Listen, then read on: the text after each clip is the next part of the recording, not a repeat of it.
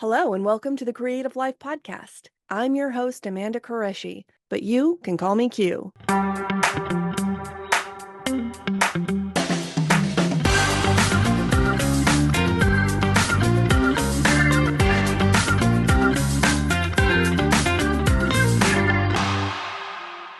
Hi, Debra. Thanks for coming on the podcast. Hi, Amanda. Thank you for having me. So you are somebody that I've known for a long time before either of us ever kind of went off on this little creative tangent that we're both on. We were doing very different things, specifically around public schools and around activism and interfaith stuff, and formed a friendship that way. And then at some point, I believe, you tell me, I believe it was either right before or during the pandemic, you revived this, and we're going to have a conversation about how we define art, but you revived this art of making jewelry, something that you had been interested in for a long time, and now that's pretty much what you're doing. Is that correct? Yes. Yes. So how did that happen? Because I want to be really clear about this to everyone. Deb Haas is known, like, you are a brilliant policy person. Like, you're like a person that was just in the trenches fighting for public education for decades, really. And then at a certain point you kind of stepped back and you're like, my kids are grown, and there's this pandemic on, and then what happened? Like, all of a sudden you're making this fantastic jewelry. So I was a policy person for the better part of 35 years. And for the last 5 or so years of that period, I was also an empty nester. My last kid went off to college. And instead of driving the mom bus, I found that I had roughly 30 or 40 hours a week of my own time again. I've always loved jewelry, and I was looking for a way to fill some of that time. So the first thing I did was I started, for my own kind of keeping my brain going and doing something interesting, writing a blog about jewelry, but more about my own jewelry and about how I came to be interested in making jewelry. And that was because when my mom passed away, my mom was young and I had inherited a lot of her jewelry. And I developed a really strong relationship with a bench jeweler who helped me reset a great deal of it, some of it for myself, and some of it I divided up into smaller pieces or had things remade for my daughter and my niece, my grandmother's two granddaughters. And my husband said, "Why don't you go take a jewelry class? You enjoy jewelry so much." So I did. I went and took a class at a place called Creative Side of Jewelry Academy, which is no longer in Austin. Unfortunately, it too was the victim of the pandemic. And the first class I took was actually a wax carving and casting class. And while I was very happy with the piece I made in that class, the woman who taught it said, "I think you would really enjoy fabrication," which is making things out of metal, sheet, and wire and working them with heat and tools and shaping them.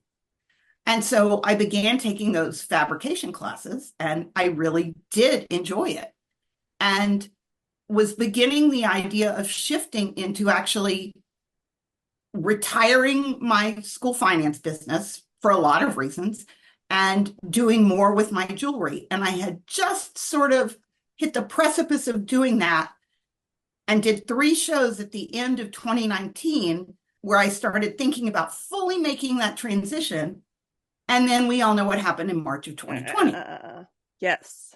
So I have a piece that I finished on the last day that I was in the studio in March of 2020. And I actually wore it on my first day of class when I went back to school at ACC. Recently. So, yes, this year. recently. Yeah. This year. So during COVID, I had to look for kind of other creative outlets because I did not have a jewelry bench at home. I specifically chose not to set up a jewelry studio at home because not only is setting it up expensive, and through the studios, both the creative side and now at ACC, I had access to far better equipment that I could ever set up at home. There is an energy that exists when you are in a studio with people working on your own projects, but all creating, that doesn't exist when you work independently by Yep. yourself. And one of the things about being in a classroom setting or in a jewelry setting in general that just maybe is my favorite thing about taking jewelry classes is that you are given an assignment to create an end product, whether it's our first project at ACC was a pair of earrings, a pair of cutout earrings. And so everybody was given the same set of instructions. We had the same tools. We had silver, we had sheet, we had wire, we had a template we had drawn, we had, power tools, a drill, and we had a saw. And 10 people took exactly the same materials and created 10 wildly different things. Wow. Fun. And that, in some ways, jewelry is a very ancient art form. And in some ways, it hasn't changed much at all. You shape metal, you use colored stones, you heat it up to work with it, or you cast it, and people make adornments for their necks, for their heads, rings, bracelets, earrings. And so there's a tradition that goes back to, ancient Greek and Roman metalsmithing that you see reflected in the most contemporary jewelry designs. Hmm. So in many ways, there's nothing new. And in other ways, everything is new. And the historical connectivity to me and the idea that we as humans make beautiful things simply for the sake of their beauty, not just jewelry, but any kind of art, whether Sure. it's jewelry or visual art or performance art or music. The idea that we expend energy to create beauty makes us distinct from every other animal primate that uses tools. Art gives us our humanity. Amen.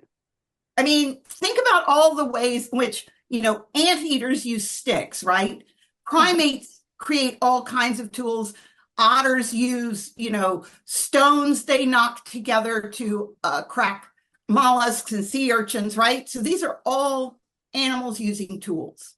They're simply for utility. Yep. We use tools to create beauty. And that to me is just such an amazing thing. And we've always done it, right? So you start looking at where Homo sapiens began to transition from being primates, and you find tools, but you also find, storytelling, carvings on the wall. You find vessels that aren't just vessels, but they've been embellished. So I've always been interested in this, and I've always loved, I'm a crow. I love shiny things. Give me something shiny and it makes me happy. This is one of my favorite things about you. Like you regularly post on social media, you'll select certain things to wear each day and you'll kind of post a photo of them together in a little dish or on a table and you'll talk about the meaning of each of those things. And I think that's the coolest part about what you're doing. Okay, so not only are we making things as other animals do, but as you said, we uniquely have this ability to make things beautiful. But then we also have this ability, and jewelry, I think, has a really unique role in this, in that it is imbued with a lot of meaning, right?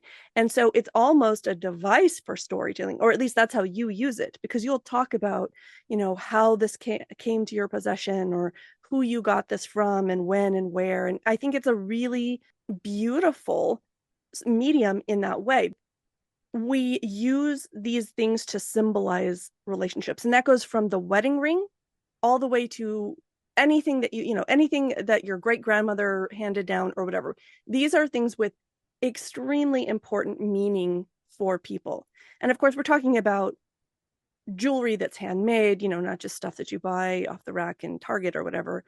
We're talking about things that somebody has sat down, designed, and brought into your family as sort of a even if it's not meant to be an heirloom, it is a thing of great value. And when it's exchanged between people, it has so much meaning to it. So I love that because I had never thought of it in that way until I started paying attention to what you were doing and your relationship to your jewelry.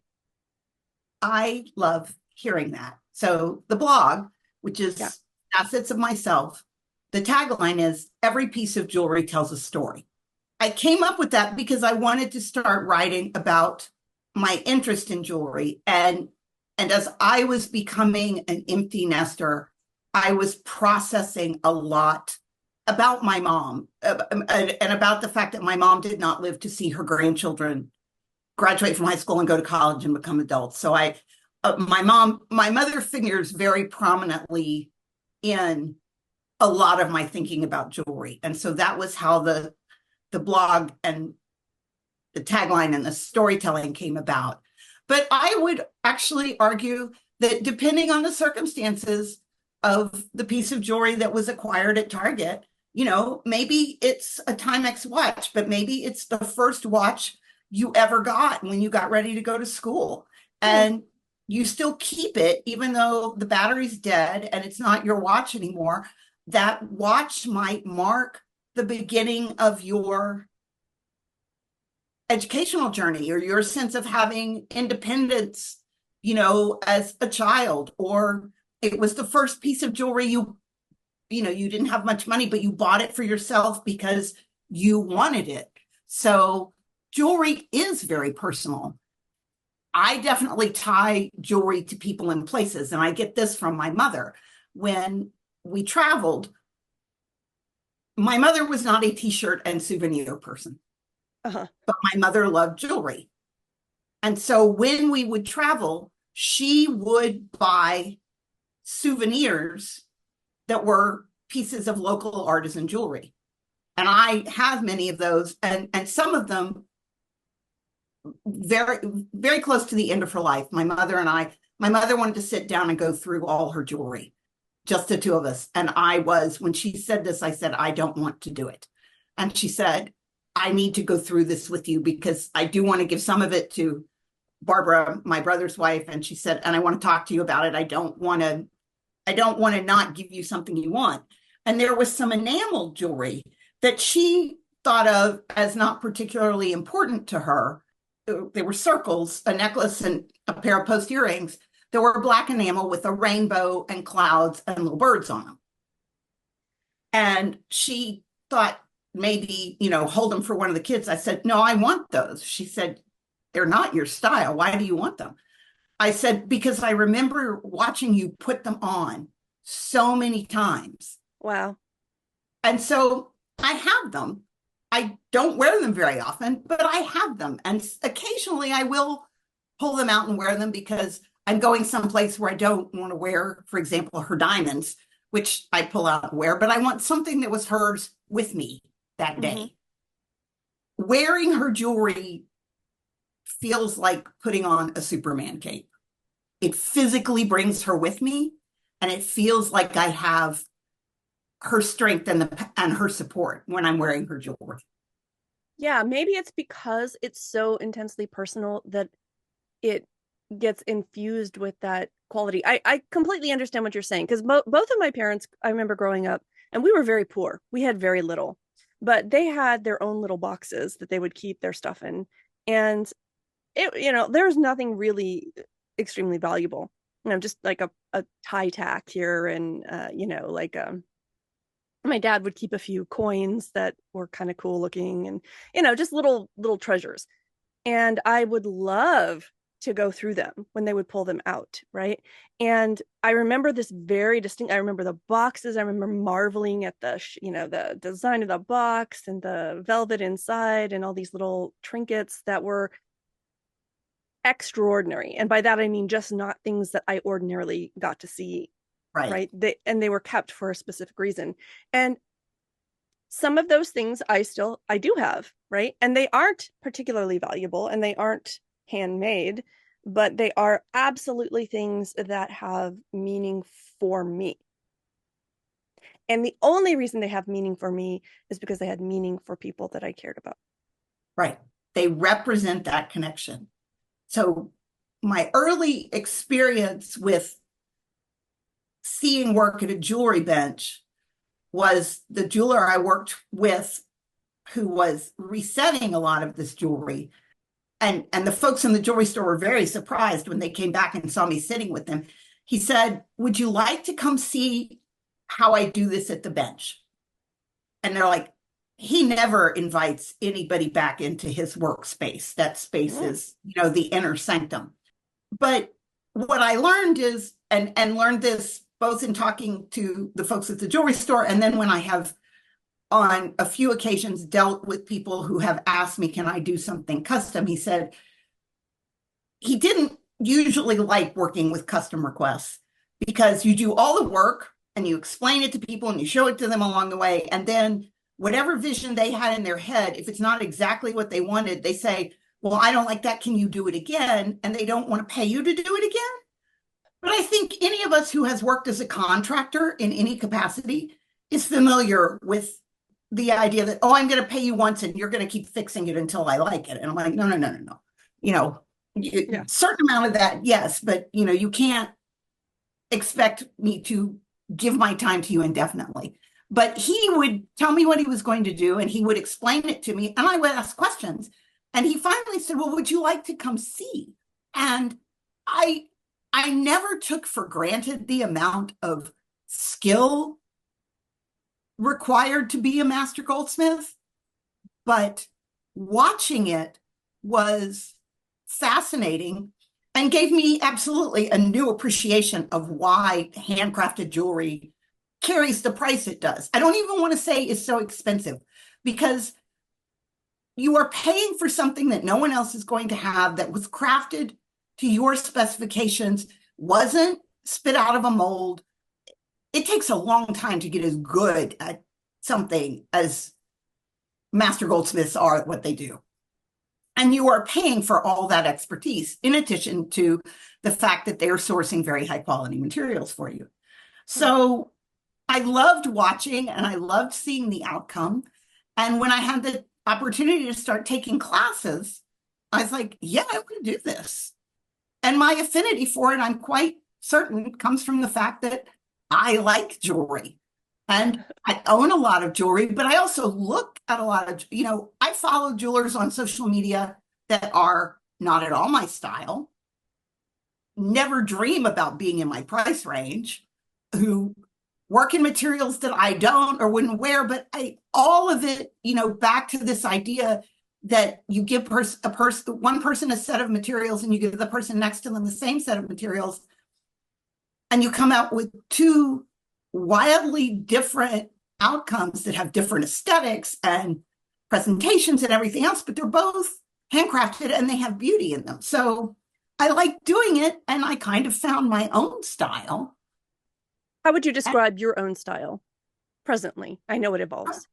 It evolves. So the first thing is I like white metals. And I think that's probably because I have very fair skin and I tend to wear things that have blue or red or pure white undertones, and yellow just doesn't look as good on me. And that includes yellow metals. And I love color. I like my kitchen. All of the stuff in my kitchen is rainbow colored. I have rainbow colored mixing bowls. I have rainbow colored utensils. I have bright colored placemats. I love color and I love colored stones. So I use silver primarily because it is easier to work with than white gold, and because it's a tenth of the price of white gold. And I like colored stones. So I started working with flatback stones, which are called cabochons, and they're rounded, smooth on the top. And I set them as pendants. And I liked cutting things out of the back of the pendant so that for two reasons. You could see the stone, and whatever I cut out I called it the story. So the stone, my husband laughs because I'd say the stone would speak to me. But I had some blue lace agate and I cut a J out of the back of it because it looked like a blue jay to me. I had a really great piece of vintage Japanese glass that was confetti on the front and bright red on the back. I cut a lobster out of the back and I named the piece Rock Lobster. Hell Um, yeah. I would also like to add that you gifted me a magnificent piece along these lines with onyx, which is jet black and it's faceted, so it catches the light. And then on the back is a butterfly. yes. And you shared the reason why you gave me that. And I mean, I tell you, I will treasure that always. Like there is no, I will never be separated from this necklace. It has that much meaning. Um, Well, I'm so I think that's glad. really cool. Yeah. So, but here's the thing I want to kind of tease out a little bit. There's a lot of maybe there's not a lot of discourse, but I think there's some debate around the difference between a craft and an art, right? And certainly jewelry requires craftsmanship, craftswomanship, whatever. However, I think the fact that your what you said about your class, people can have the exact same materials and then it will, everyone who works on something is going to come out with a drastically different thing. Proves that there is this artistic element that can't be separated from that process. There is an imprint made by the jeweler in the design, and if you want to get a little woo, like I get it, like it feels kind of silly to say the stone speaks to you or whatever, but no, like as an artist you are there to interpret how you think this is going to be its most beautiful and its most meaningful. And so I really feel like that is art. And to me, what you're doing is the combination of those two things. You have the vision, you have the idea, you have this, sort of vibe, and then you have the skill set to make it happen. Yes. And I think that craft and art are on a continuum, just like, I mean, you can talk about handmade jewelry being on a continuum, everything from the necklace made with pasta that you took home to your mom for Mother's Day when you were in the first grade and you painted it. And, she Those wears little it. embroidery floss, remember those embroidery floss bracelets that we made when Yes. we were kids? Yeah. Yes. And so those are, they are an adornment. So they are crafted. They are not master crafted. They're not fine art. Beaded earrings. I said this the other night to someone and they laughed and they're like, "You're right." I talk about for a lot of people, beading is a gateway drug, right? Oh, I'm gonna make earrings. I'm gonna buy beads, and you start making things and you realize I could make them with more expensive beads, or maybe I could learn. And a lot of people approach metalsmithing because they were working on something else and they wanted to pursue it more seriously, and they wanted to be able to make the metal components for their pieces, either because it was getting too expensive to buy them or they couldn't find what they wanted. So, and when you go from making those pieces in a base metal to making them in silver or making them in brass or moving on to gold, then you're sort of moving from starting something as a craft to what we think of more as fine or demi-fine jewelry, artisan jewelry. And so it is both a craft and an art. And the crafting is the skill, and the more mastery you have of the craft, the more valuable and intricate the pieces you can make, because they're just going to turn out better, and people are going to look at them and say, "Oh, that's really a beautiful piece, and I like the way you've interpreted the use of the metal, and I want to buy that." And the art is always what you see when you take all those pieces and put them together. That sounds You right. know, Yeah. Let me ask you about the medium, because one of the things that I think is really intimidating about something like jewelry making is that it is not cheap. I mean, yes, you can make the little braided bracelets or whatever. But what you're doing, even if you're using silver, which is not as expensive as gold, it's still costly. And it takes a lot, like it does take a lot of skill and concentration and effort. And it is a craft in that there are right ways to do it, right? Like you want to maintain the integrity of your metal, right? So Yes. in order to do that, you have to handle it in a certain way. So there's a lot of knowledge that goes into it. How do you overcome sort of because it feels very unforgiving to me. It feels like if you don't have an idea of what you're doing, like you can't make it up as you go along. If you don't have an idea of where you're going, you could really mess something up very quickly, and then you'd have to either scrap it or start over. Or did you have that experience? Because it feels like that from the outside when I think about the work that you do. I have a 3 Tupperware that is at this point about half full of scrap silver. Oh my God. Because for me, I recognize I am learning.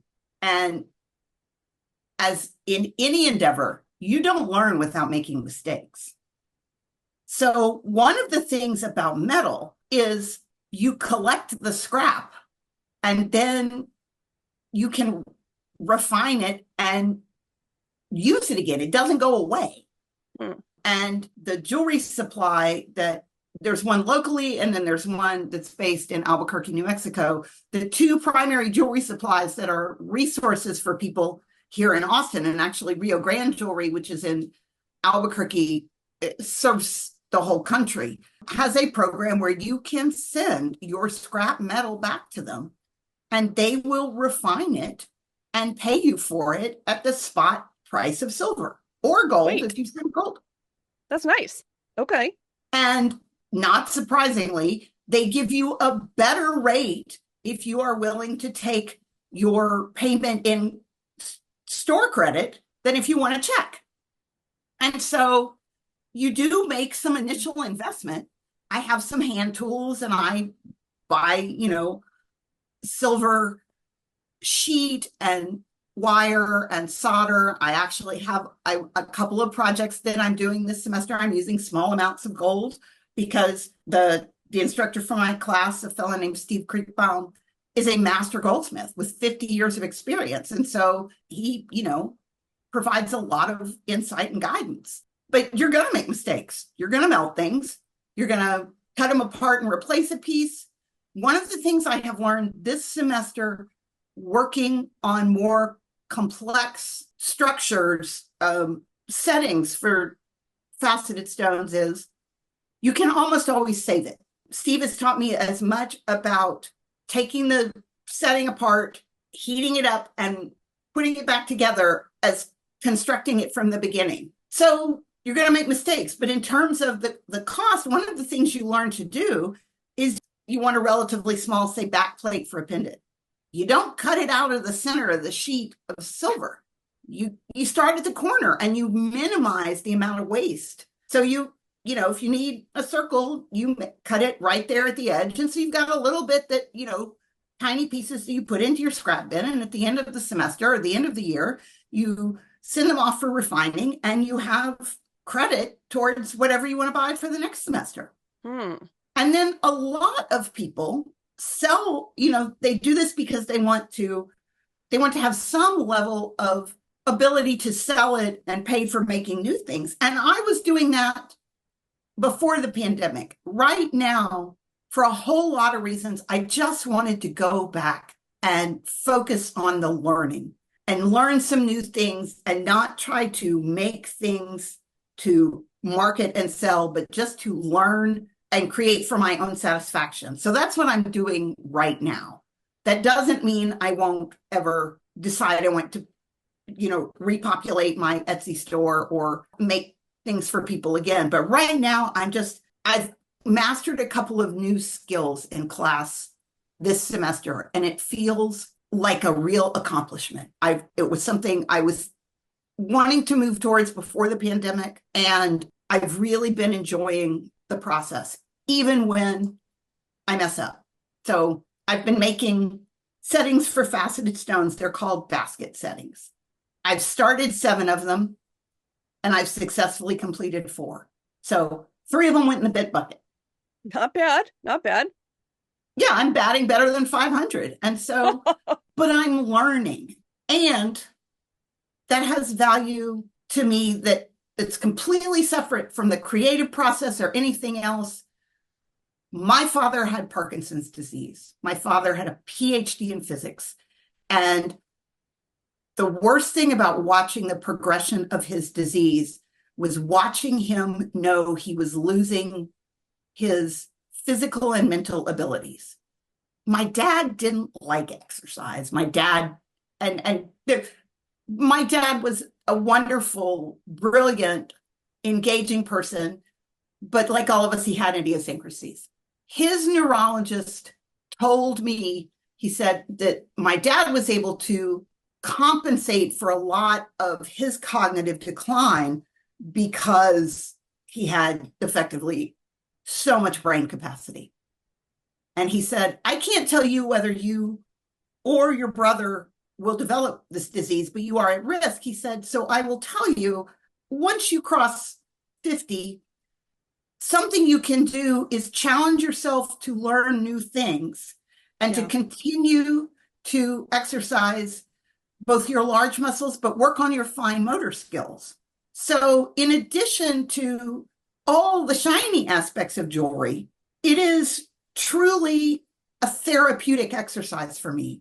I have to problem solve with every piece of jewelry. I have to, take little pieces of silver solder that are the size of a head of a pin and place them and then go in with the flame to make the solder flow and hold the pieces of metal together without making it melt and collapse. There's a lot of thinking and problem solving and coordinating and fine motor skills, all of which serve a purpose for me of helping to keep me sharp and keep, that plasticity in my brain, in addition to making shiny things. So it's a win all the way around. That is absolutely a win. I think I think a lot about that because, I just turned 50. And I think it's really important to, and I've noticed, right? And part of it I think is just bad habits. I didn't read enough the last decade. I spent way too much time on the internet, but I have been taking steps to reclaim my mind. And that includes things like meditation, but also concentration. And, these things are really, really important. And the fact that you're able to do that while feeding this sort of creative urge and putting something beautiful in the world absolutely is a win-win situation all the way around. I think it's fantastic. And it has helped me develop patience. Recently, I just had a lot going on, a lot up in the air. I was busy. I was tired. I didn't sleep well. And I'm taking these classes, continuing education. It's not for credit. And I woke up one morning and was talking to my husband. He looked at me and he said, you just look tired. I said, I am tired. I said, and I'm going to let Steve know I'm not coming to class today because I will make mistakes. I can tell just by how I'm feeling that I will not have a good day at the bench. And taking a break and recognizing that is better than going in and screwing something up. And that is an unlearning of Uh-huh. this thing that we've been told from, pretty much the time we could get up and walk, that you got to go do it every day, right? You gotta. Yep. Don't And be a quitter. Don't be a quitter. right. And this is not quitting. This is assessing. And this is saying that we are not machines. And even if it's something we enjoy and that we have the ability to do, sometimes it's just not a good day. There is value in taking that day off. And I don't think we are good at allowing ourselves to take that day off. Yeah. 100%. There was no value in going in without being able to focus and melting something that I was 2/3 of the way finished with. That would not have been a good day. Mm-hmm. But the likelihood of melting it that day was really high because my focus wasn't there. And so, and this is something, I hear people say this to my friends who are professional creatives. oh, you're so lucky because you get to go in and do what you love every day. And while that's true, it's still it becomes a job. And some days you don't want to do it. And the notion that because you love it, you shouldn't get paid as much for it is, a whole nother podcast in and of Oh, itself. yes. Oh, yes. Um, what we value as a society is often questionable. To say the But least. which gets me back to the only thing that separates us from the primates is and gives us our humanity is art. And that we don't value that more highly than almost anything else is, a constant conundrum for me. Yeah, Um, this I've actually I wrote about this on my blog last week because I'm having the same kind of revelation around the creative process and the amount of energy that is required and my own capacity and the fact that I'm not a machine, these kinds of things. And you and I have talked about this extensively one on yes. one, where, this is what women our age were told is like, you can do it all. So we tried to do it all, and we tried to do it all for such a long time that at a certain point we couldn't do it anymore. And there No. is a lot of burnout in our generation of women for that. And I love that you are, and look, again, art isn't just doing the thing. It's not just a physical activity. It's your heart and your soul and your mind and all of these things combined. And all of those things require rest and rejuvenation. Somebody once said, even when you're not writing, you're writing. And that is true because Yes. even if you're not writing, you're allowing yourself to kind of shift into that neutral mental position as you go for a walk, or you take a good solid nap, and your mind is able to sort of process and purge, and then you regain the energy that you need to go back and continue doing it. And when you start to do things that way, like I've only started in the last year approaching my work this way, and I feel like such a jackass because I was so mean to myself for so long. I was just ruthless about what I expected from myself. And what I'm doing now, I'm literally doing, like half speed, but I'm getting so much more done and the quality is better. And it's because I'm honoring the place where that creativity comes from. I think that this is something that as a capitalistic Western society, we have created so many wrong goals. We let work define our identity, and we let the compensation that society wants to give a person for their work dictate what, as a group, we think that person's value is. And so unlearning that is really hard. Mm. And it's created for, particularly, as you said, for women of our age who are raising or just finished raising children and caring for both ourselves as we age and potentially for parents as we age. We put everyone else first. And then if we're not also pursuing that career and making the money and dressed to the nines and everything else, we look at ourselves and we say, well, we don't have any value. And when you're told that for 40 or 50 or 60 years, that's a really hard thing to unlearn for yourself, let alone try to teach it to anyone else. And I am interested and intrigued by all of the young people after COVID who had said, nope, not going to play by those rules anymore. Yeah. Yeah. And I'm really glad for that, for people who are saying, no, I'm going to find time for being a creative person or taking care of myself, being more multifaceted. And I think they will prosper because of that. And the other thing, and this is really sort of kind of tangential, but you talk about creativity, and it's not a huge leap from creativity to talking about people's entrepreneurial spirit. And we have so many things in our economic system that hamper that entrepreneurial spirit. There's a lot of lip service paid to, oh, we want people to go out and, do what they love and create and be entrepreneurial. But if we really believed that, then we would make it easier to access the things that require people to have income, right? Mm. Yep. Food, housing, healthcare, education, And we would nurture those things so that people could go out and do whatever it is that is their creative endeavor. My husband's an electrical engineer. He designs integrated circuits. You can't do that without being a creative person, right? Yeah. Yep. Your brain has creativity is about new ways of problem solving. And so we pay a lot of lip service to it, but when it comes down to really creating a society that encourages everyone to tap into their creativity and do what they do best, we don't do that, which is why, I would never have considered pursuing a degree in jewelry because it didn't occur to me that that was something you could do and make a living at, right? I needed to Yeah. go be a policy person. And I am thrilled. I will tell you, I am thrilled to see young people in my ACC class who some of them have college degrees, decided what they were doing with those college degrees was not satisfying to them.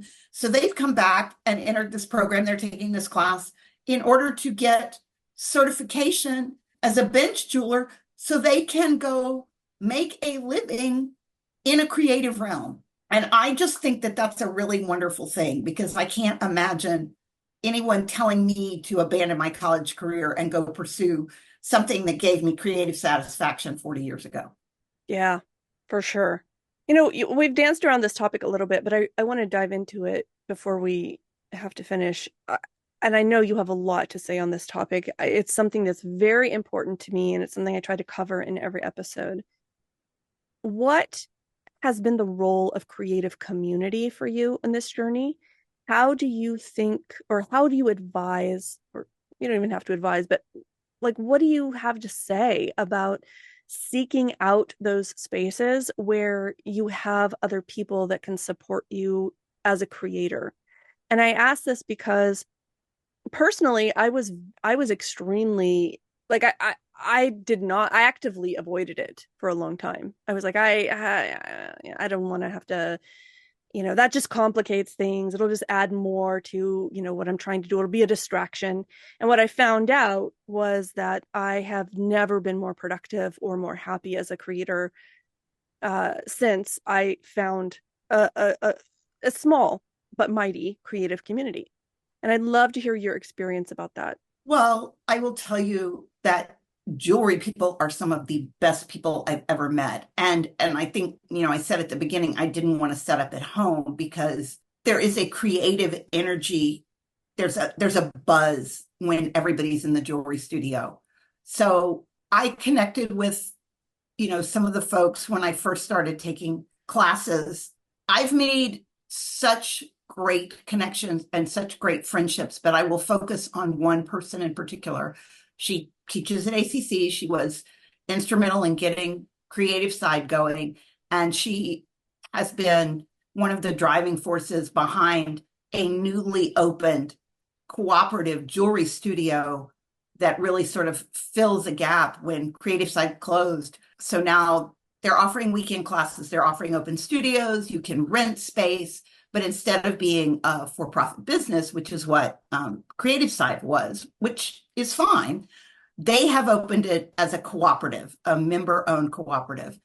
But her name is Dee Pastel, and Dee is one of those truly gifted people who not only is a great talent, but she's a great teacher. She Hmm. has patience, and we have become good friends. And when my son and daughter-in-law became engaged and were planning their wedding a couple of years ago, we were there with them looking at venues, and they said to me, "We want you to make our wedding rings." What an honor. Yes, it was an honor, but it also was terrifying because it was during COVID. I didn't have a bench. I don't work with gold very much. And I was like, uh, okay, let me get back to you on that. And I sent Dee a message and she said, "We can do this. You can do this. We'll do it together this summer." And so I had the privilege of making my children's wedding rings Oh, with my beautiful. friend. Wow. But she is just one example of so many particularly bright, young, creative women that I have had the opportunity to come in contact with. and on some level, actually even mentor, not so much about the creative side of it, but how you set up a business, how you set up a nonprofit, things that I did running my consulting business or working with the nonprofit community. I've had the opportunity to share some of that knowledge with these people, particularly when I wasn't making jewelry during COVID, when things were happening. I was able to stay connected to this community by sharing some of the expertise I have away from the bench. It has been such a source of joy and inspiration and strength to me to have met all of these. And like I said, almost all of them are younger than me, and they come from all kinds of backgrounds, and they bring all sorts of different perspectives, socioeconomic perspectives, political perspectives, regional perspectives. It has enriched my world in so many ways that go beyond just bringing home shiny things from the bench. And I would not have met these people if I hadn't started taking jewelry classes. And they are threads that make my life a much richer tapestry. It is a wonderful community, and I'm so grateful for it. That's amazing. And, I think it's really important to remember that community doesn't have to look a specific way. And I think that's what kind of had me, stopped for a while, as I was like, I saw what other people were doing and I was like, that doesn't really seem like it's for me. But you can make community whatever you want it to be. You can find people who are going to dig on the same things you are in the same way and have the same kind of needs for mutual support and form your own. And I think that's the important thing there. No creator is an island. And we have these ideas in our head that, there's this lone genius working on Yeah. a typewriter or somewhere in a dark room or over a bench or doing whatever. And the reality is, even the greatest artists of all time belong to these collectives, and they were freely exchanging ideas and support. And the other thing too is I think that in our society we have such a ridiculous idea that everything is a competition, right? Yes. And you can Yes. have, you can have really, you don't have, you can bring people together who are all doing the same things. But like you said, everyone's doing it differently. There is no competition in art because all art comes from you as an individual lens to the universe, right? And I think that that's the really cool part about it. So, yeah, I mean, I guess I don't want to be an evangelist about this. I just want to say that as a person that resisted it for a long time, I find it so sad. And I'm so grateful that I got over myself. And I love seeing you when you come back from your classes. I mean, you can tell, like when you post on Facebook or whatever, when you've come back from a class and you post about it, it's palpable. Your energy is palpable. You can tell that you're so full of just like creative energy and joy, and that you've had such a great time. And that to me is really a lot of what's missing in our society right now. We need those opportunities to come together. We need the opportunities to come together. We need the opportunities, many times in these classes, because I have more experience just in terms of how long I've been doing that some of my classmates. So if our instructor is busy and someone comes and asks me, do you know how to do this? And I can help them. And I'll look at what they're doing and I'll say, that's so cool. Or if I can't, I'll say, oh, that's really cool. I haven't done that. So you should probably ask Steve, but we can still talk about it.